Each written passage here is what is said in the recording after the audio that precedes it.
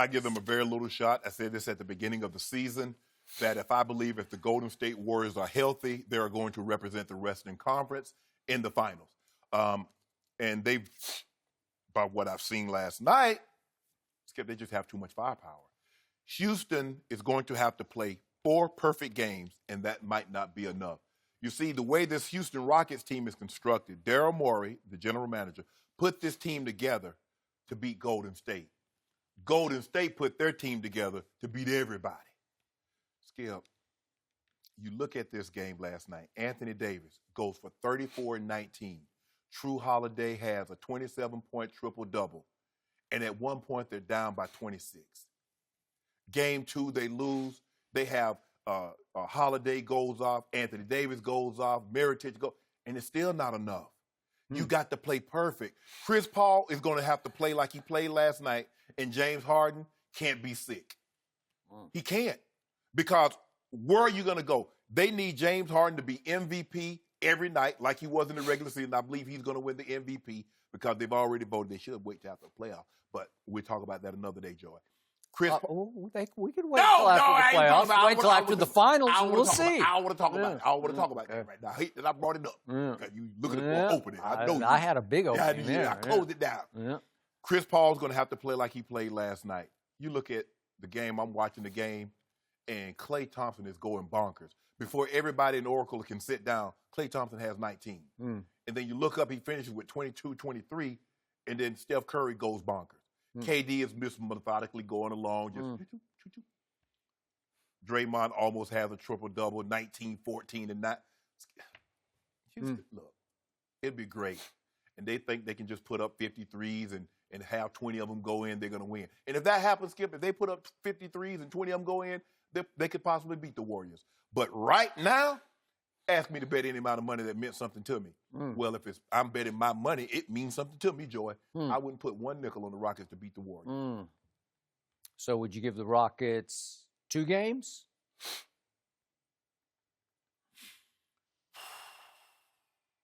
That means one game. The case you just made is that your man LeBron James should win the Eastern Conference and then just concede the final. No. Just call in sick. Just say we give up. We did the best we could do. We give in. You guys are better than we are. How about that? First of all, well, that's the case you just made. You realize what the words coming out of your mouth? No, Skip. You give the Rockets, who had the best record in basketball, 0 shot or one game. Who had the second best record? And we swept them. That's called the Eastern Conference. I don't care. Yeah. Oh, look, do you realize that Toronto swept the Houston Rockets?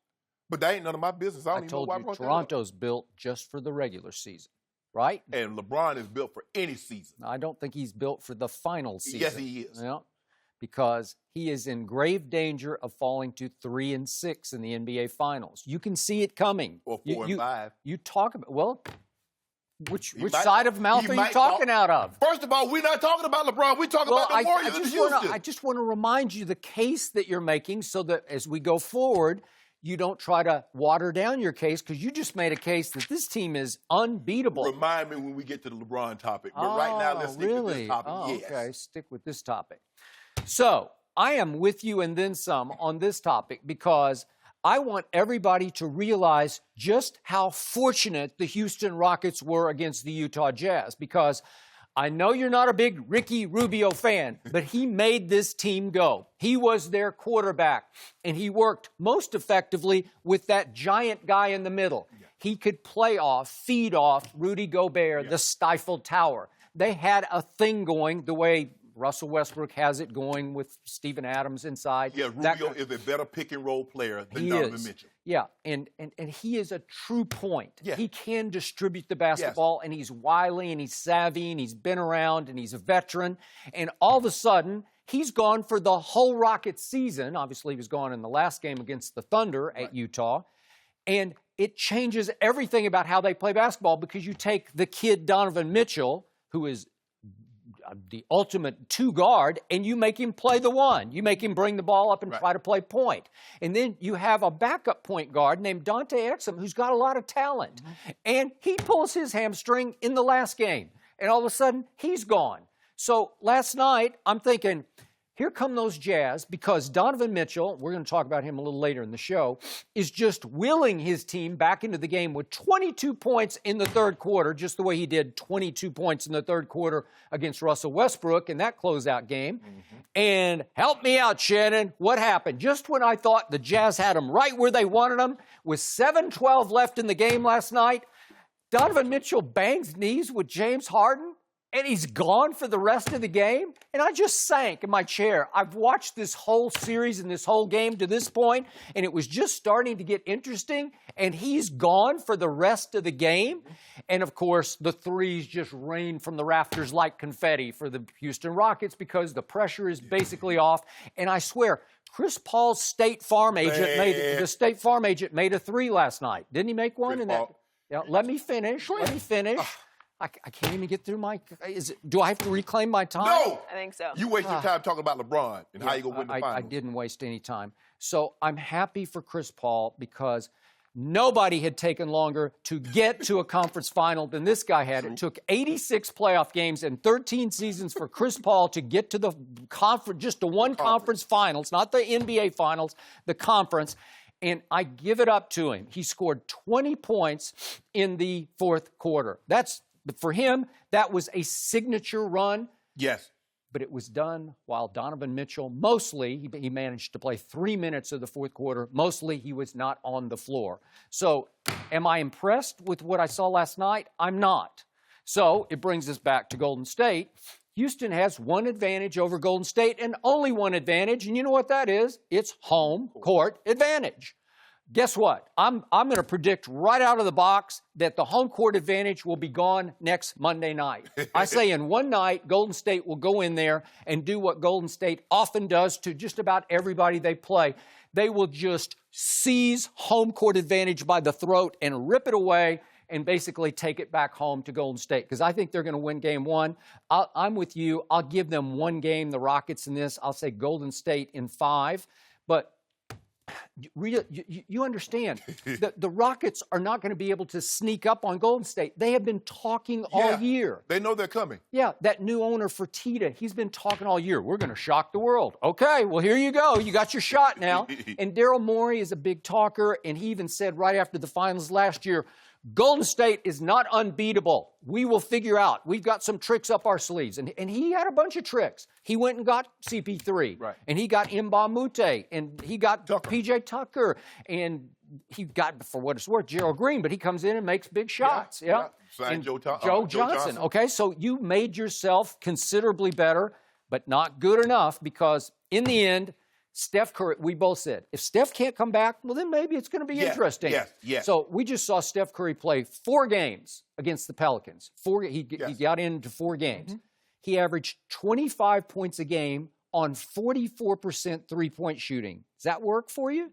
Yeah. So here's the other problem I have. These are the 2 best offenses to meet in the modern era, because both average more than 112 points a game per 100 possessions, and we've never had that kind of a matchup before. Right. So I give you that. But one team plays basketball, and the other team plays hero ball, because I can just show you the numbers. Golden State is 3rd in the NBA in passes per game. Houston is 30th in passes per game, so you can see how that's evolving.